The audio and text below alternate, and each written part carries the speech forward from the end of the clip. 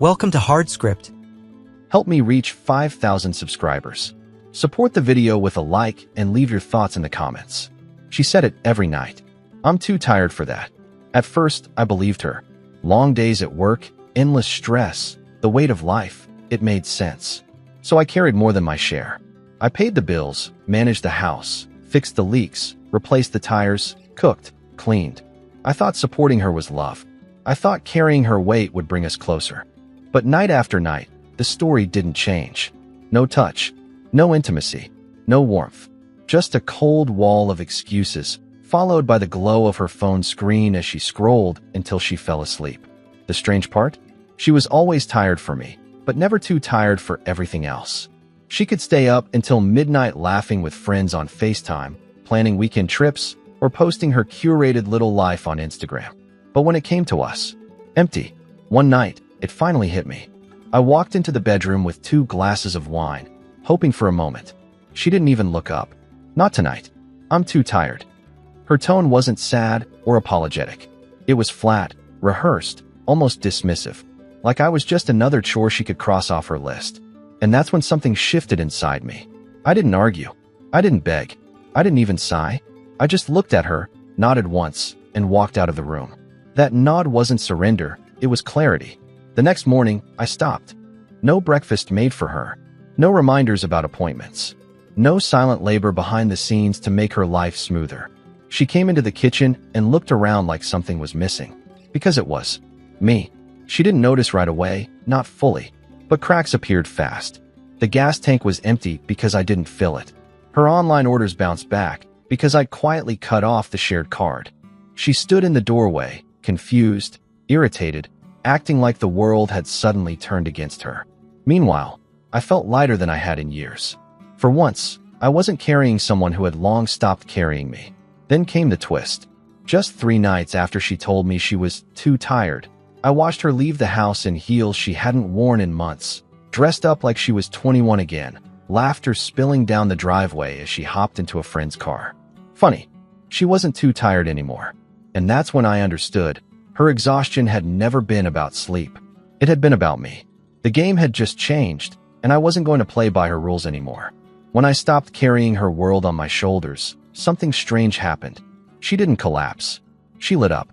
The woman who had been too tired every night suddenly had endless energy. She stayed out late with friends.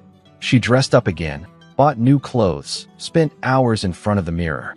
She signed up for yoga classes, started posting daily gym selfies, even hinted at weekend trips she never mentioned to me. She wasn't drained. She wasn't exhausted. She had just decided that I wasn't worth the energy anymore. I watched this transformation with the calm of someone who had finally seen the truth. I didn't confront her. I didn't accuse. I didn't ask questions. Instead, I focused on the details she had long forgotten, details I had been managing quietly for years. First, the finances. She always bragged about being independent, but I knew the truth. Every subscription, every comfort she enjoyed, every little safety net, we both knew who paid for it. So I redirected the current. I moved a portion of my paycheck into a private account. I cut off the extras, streaming services, beauty boxes, unnecessary memberships. She didn't notice right away, but she would. Second, the daily routines. She was used to me filling in the blanks.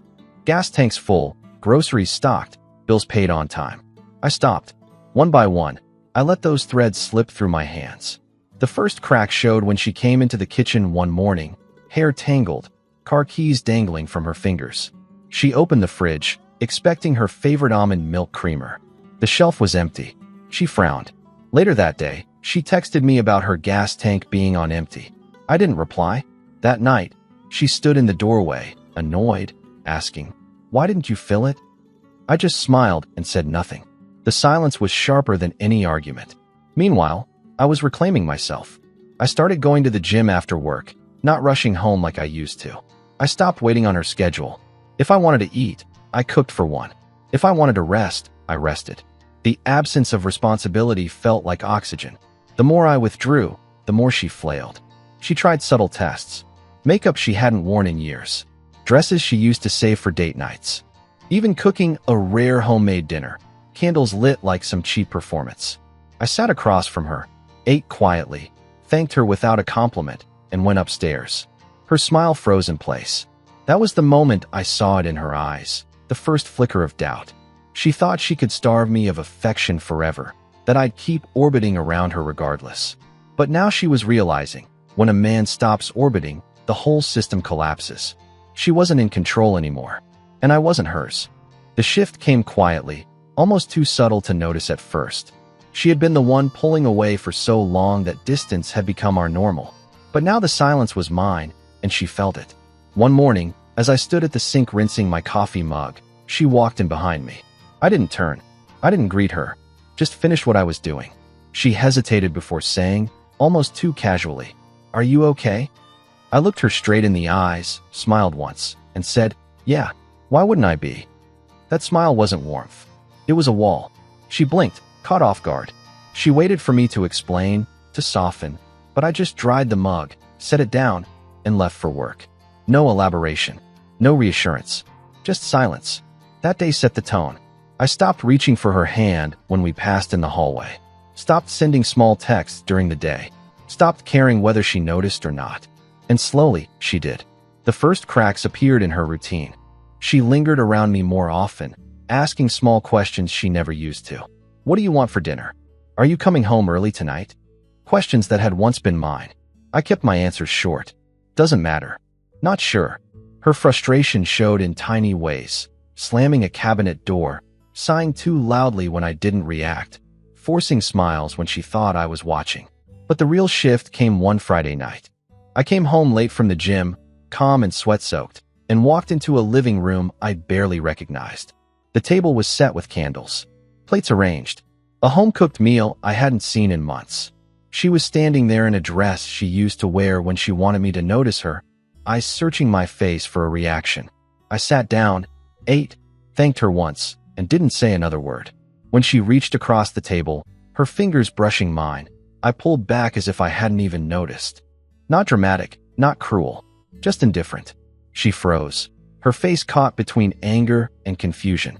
Then she forced a laugh, trying to disguise the rejection, but the mask slipped. For the first time in years, she felt the ache of being invisible. The next few days, her attempts grew louder.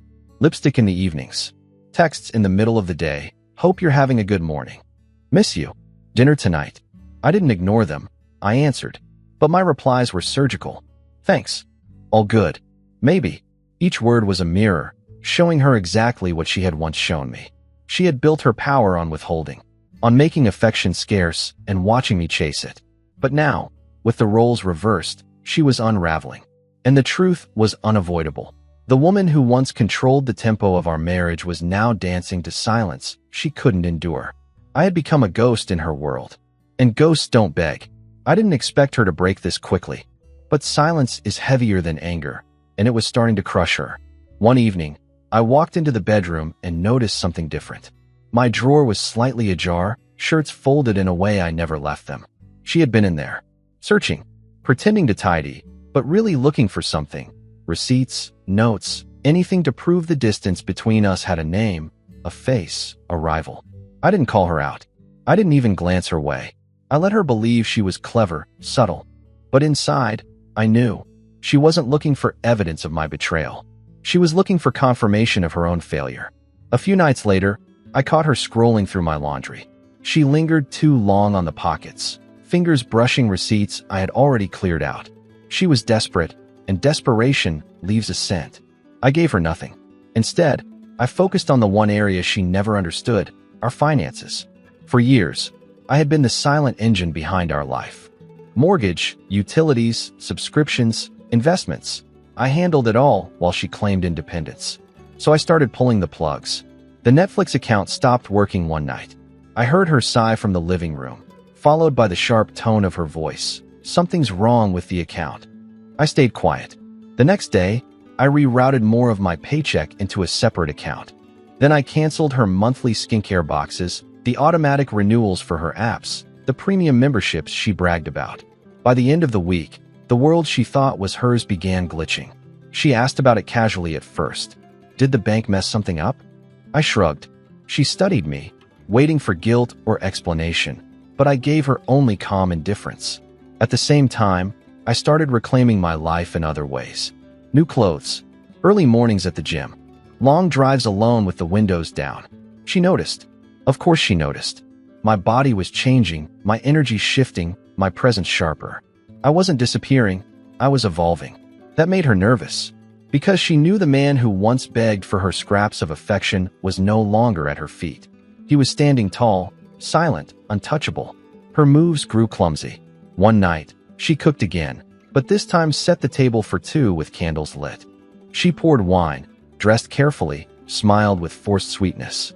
I sat, ate quietly, thanked her with a nod, and left the table without a single compliment. She froze in place. The silence cut deeper than any rejection I could have voiced. That night, I heard her pacing the hallway after midnight, phone in hand, whispering to someone. I couldn't make out the words, but I didn't need to. She was unraveling. And the irony was brutal. The woman who once rationed affection now fought for crumbs of my attention. The balance had shifted, and for the first time in years, I was the one in control. It didn't take long before the whispers in her head became words on her tongue. One night, I came home later than usual. I had stopped rushing. The gym, a slow drive, a quiet meal on my own, anything to stretch the silence. When I walked through the door, she was waiting. Not dressed up this time. No candles, no makeup, just raw tension sitting heavy in the living room. Her eyes followed me as I dropped my keys on the counter. She asked where I'd been. I told her, simply out. Her jaw tightened. She wanted more. She needed more.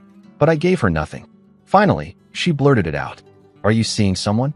Her voice cracked halfway through, like the words had been rehearsed, but the fear inside her refused to stay hidden.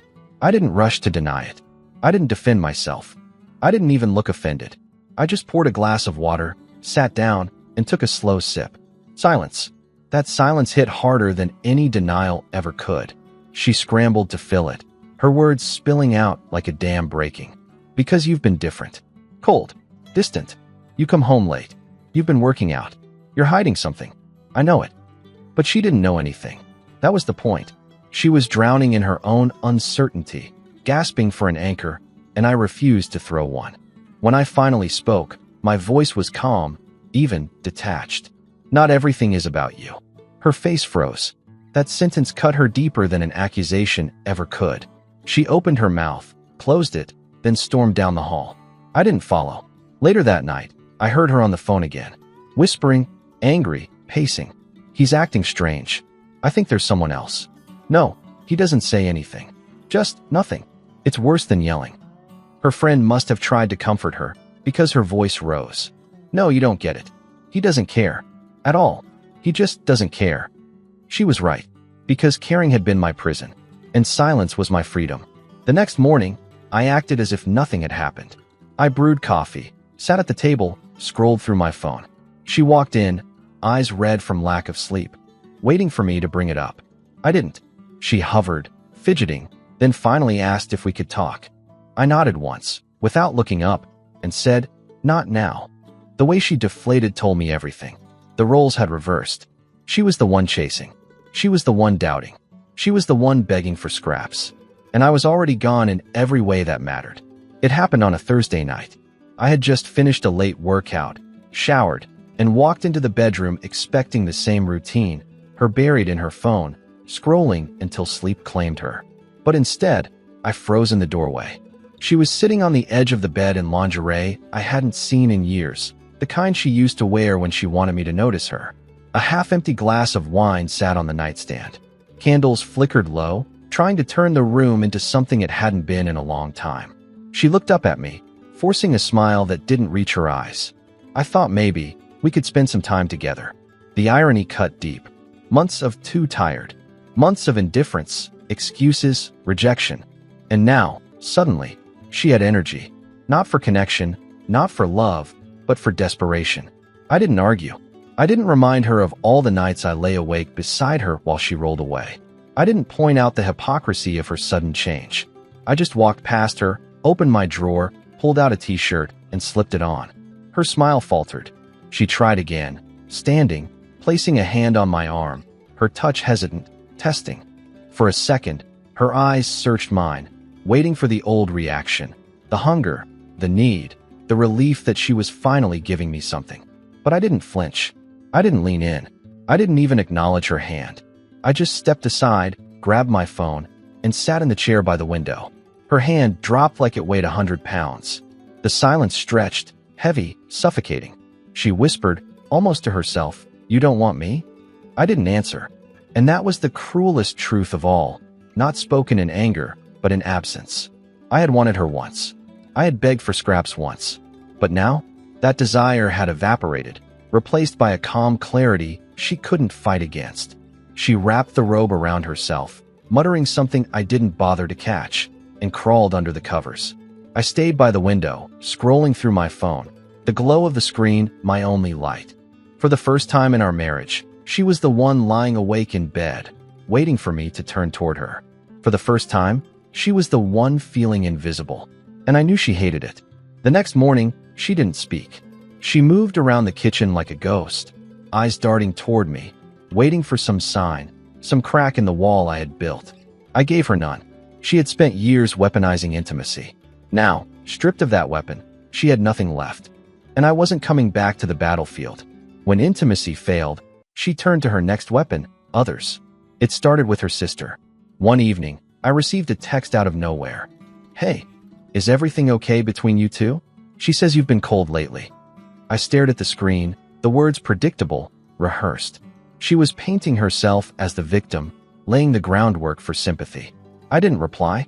The next day, her mother called me. Polite, probing. She says you've been distant. Is work stressing you? I kept my answers short, steady.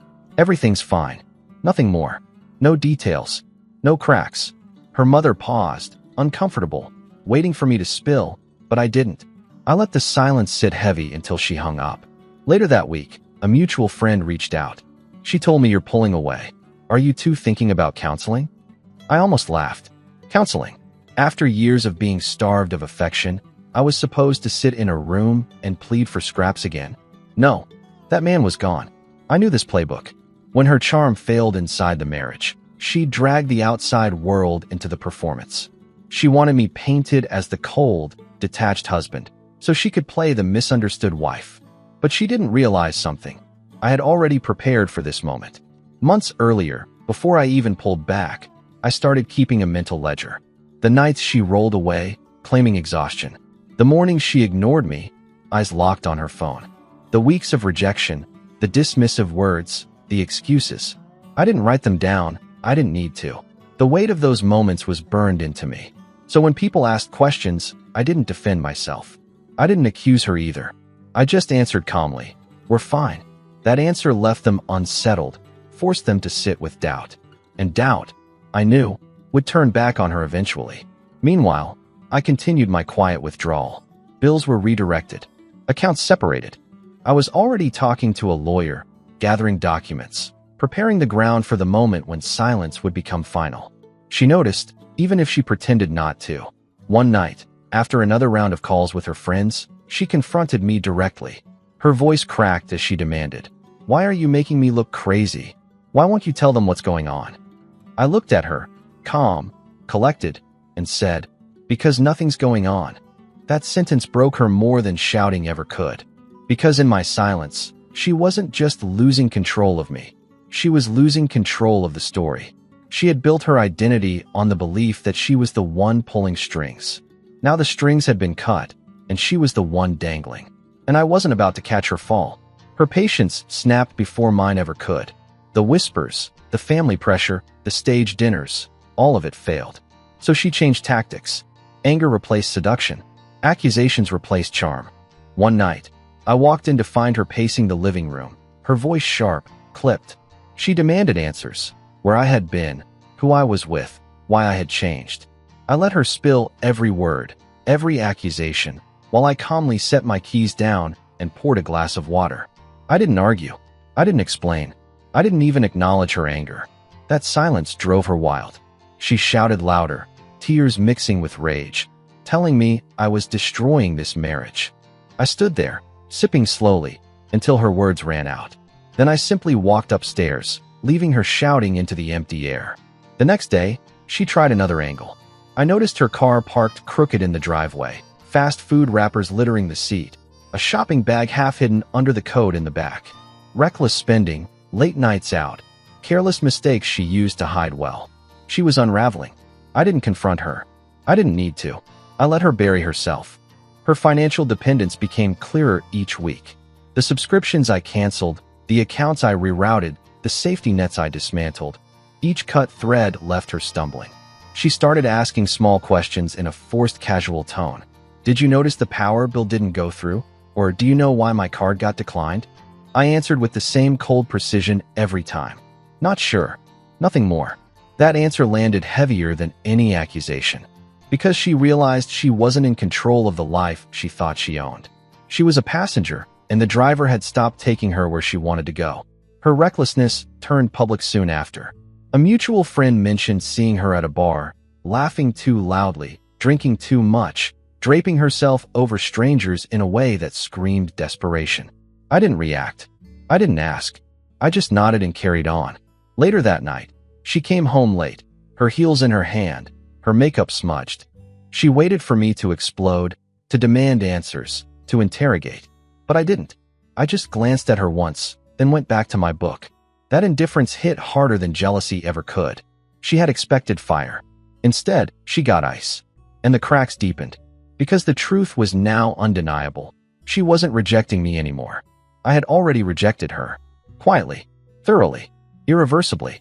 Her anger, her recklessness, her desperate performances, they were the screams of someone who realized the stage lights had gone dark. And I wasn't clapping anymore. The breaking point came on a Sunday evening. The house was quiet, heavy with the kind of silence that makes every sound echo. I was in the living room, sorting through documents I had already prepared weeks before. Bank transfers, legal papers, clean accounts. My exit strategy was no longer a plan. It was a fact waiting for its moment. She appeared in the doorway, hesitant, shoulders drawn tight like a child about to confess. Her eyes were red, her hands trembling as she gripped the frame. For a long time, she didn't speak. She just stood there, staring at me, like she was trying to rewind time with her gaze. Finally, her voice broke the silence. She said she was sorry. She said she had been selfish, distracted, tired. She blamed stress, blamed work, blamed everything but herself. Then the floodgates opened. She promised change, promised effort, promised to bring back what we had lost. Her words tumbled out fast, frantic, desperate. I let her speak. I didn't interrupt. I didn't soften. I didn't offer her the relief of my reaction. I just listened, calm and still, like her words were smoke dissolving in the air. When she finished, the silence returned, heavier than before. She searched my face for a sign, anger, forgiveness, anything. But I gave her nothing. That nothing broke her. She crossed the room, dropped to her knees beside me, tears streaking her face. She reached for my hand, clutching it like a lifeline. "Please," she whispered, "don't leave me." I looked down at her fingers wrapped around mine, and all I felt was clarity. For years, I had begged for touch, for closeness, for even the smallest sign of affection. And now, when I had none left to give, she was the one begging. I gently pulled my hand free. No words, no anger, just release. Her sobs filled the room, raw and unfiltered. She had built her power on withholding, on controlling, on keeping me hungry. But now the roles had reversed. She was the one starving, and I wasn't feeding her. That night, I slept soundly. Not beside her, not with her, but within my own certainty. The papers were ready. The accounts were separate. The path was clear. She still believed she had time to fix this. She thought her tears and promises could buy back years of indifference. But what she didn't know was that I had already stepped out of the marriage long before she realized it was collapsing. Her pleas were late. Her promises were empty. And I was already gone. The final act didn't come with fireworks. No screaming, no slammed doors, no dramatic fights. It came quietly, like the closing of a book you've already finished reading. I woke early, before the sun. The house was still, the air heavy with the kind of silence I had come to love. I packed the last of my things, a few shirts, important papers, my watch, nothing sentimental. The rest didn't matter. What mattered was leaving nothing behind that tethered me to her. By the time she stirred awake, I had already moved most of my life into a different apartment across town. A clean slate, empty walls waiting for new memories. No photos of us, no trace of her, When she finally came downstairs, she looked around, confused.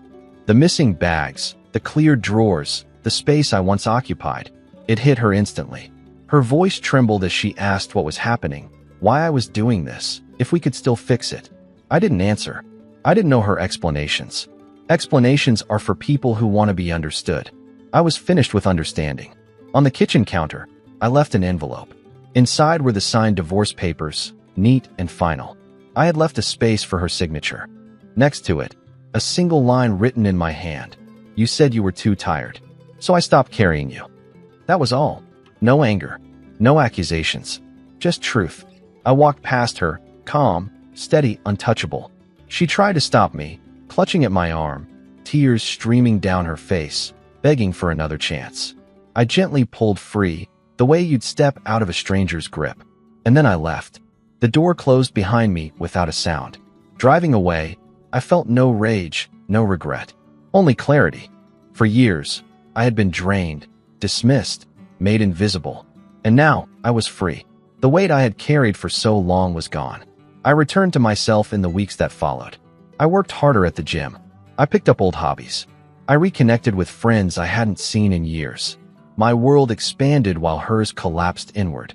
Mutual friends told me she looked exhausted now, not the fake exhaustion she had once weaponized, but the real kind. The kind that comes from living with the silence of your own choices. She had spent years telling me she was too tired to connect, too tired to care, too tired to love. And in the end, she was right. She had been too tired. And now, in the quiet she once created, she finally had all the rest in the world. Alone, because I wasn't coming back. Support the channel by liking, commenting, and subscribing. I promise even more interesting stories.